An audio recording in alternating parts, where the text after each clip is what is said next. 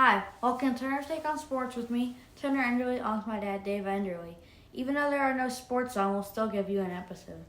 Yeah, you never realize how much you miss sports until, unfortunately, there's none on TV, and but we still have been enjoying a lot of old games and old highlights, seeing some cool games from the past.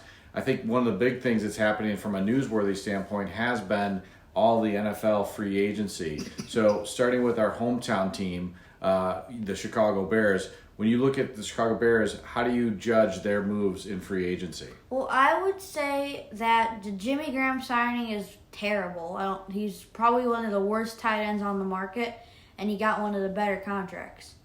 And then Artie Burns' contract is a 1-year deal. It's not that big of a deal, but I don't think he's that great of a player.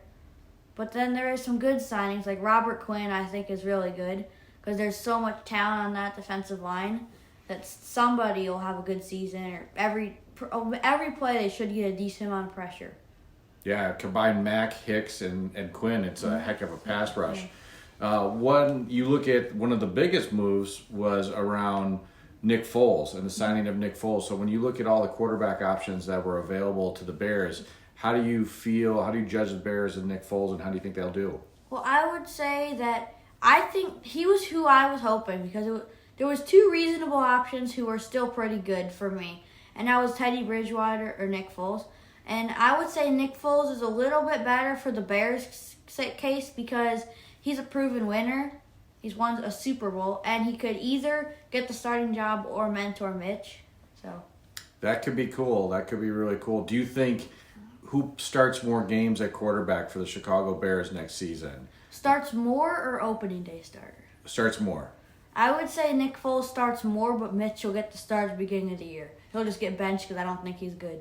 But at the end of the day, at the end of the season, we'll see more Nick Foles than we will Mitch Trubisky. I would hope, and I think so.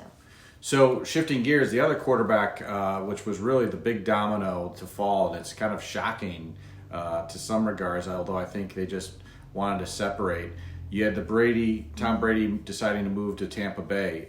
When you look at that team and you look at the success that Belichick has had over the years, the success that Brady and them have had together, when you look at them separately, who do you think will have a more successful season next year, Brady or Belichick? I would say that Belichick is the best coach of all time, but even no matter how good of a quarterback coach you are, your quarterback has something to do with it.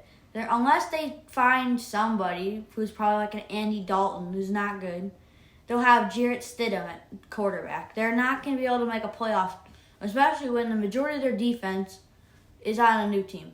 So their defense was their one thing that made them in the playoffs last year, and Tom Brady. Both of those are pretty much gone.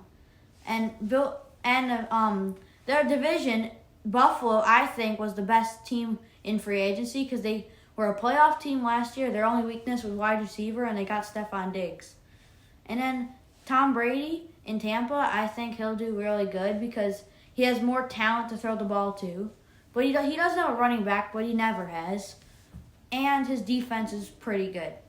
And a good coach. So who has more wins, the New England Patriots or the Tampa Bay Buccaneers next year? Without a doubt, Buccaneers. I think New England's a bottom 5 team in the NFL. Wow. Hopefully Jimmy Graham and Bill Belichick are not watching this episode, but in case they do, we're sorry. These are just our opinions here, right?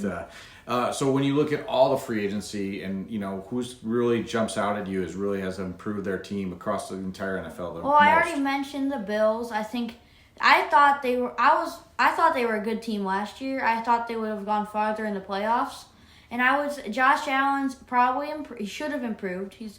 And then he has a real offensive weapon to the ball too, which he never had, and they still made the playoff. And with Tom Brady out of that division, Miami's not going to be beating them, and there's nobody else in that division really. So you really like the Bills in terms of... And then the other team is, a lot of people said this last year, but I didn't really believe it.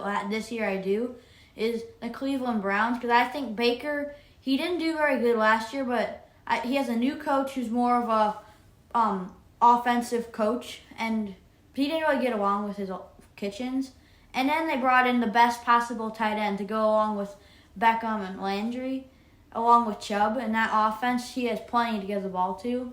they should do pretty good. The only thing that would hurt them is they have such a good division. Yeah, so it'll be an interesting NFL season. Hopefully, we get back to sports soon, and all sports, because we definitely enjoy watching them together and enjoy talking about them. Hopefully, the NFL season is not impacted by this as well. But most of all, we hope everybody out there is staying safe, being well, and to all those folks out there who are helping to keep us safe, the doctors, the nurses, all the folks in the grocery stores and everywhere in between. We were very grateful for all their efforts. So on behalf of Turner and myself, thanks for watching this episode of Turner's Take, and we look forward to bringing you another episode soon. Thanks.